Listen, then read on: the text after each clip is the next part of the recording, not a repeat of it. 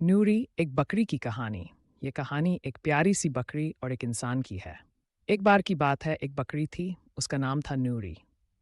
नूरी बहुत सुंदर और मासूम थी।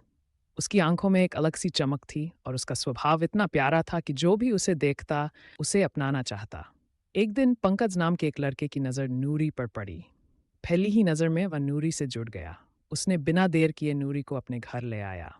पंकज ने नूरी को बहुत प्यार से पाला, उसे खाना खिलाया, उसकी देखभाल की जैसे कोई अपने बच्चे की करता है। समय बीता गया और नूरी बड़ी हो गई। एक दिन नूरी ने एक प्यारी सी बकरी को जन्म दिया। उसका नाम रखा गया सोना। सोना भी अपनी माँ की तरह सुंदर और चंचल थी। पंकज का घर अब नूरी और सोना की किलकारियों से गूंजने लगा।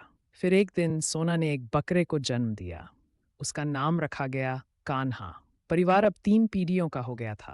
पंकज की खुशियों की कोई सीमा। परिवार अब 3 पीढ़ियों का हो गया था। पंकज की खुशियों की कोई सीमा नहीं थी। अब कान्हा बकरा आ गया। बहुत खुश थी नूरी सोना बकरी को।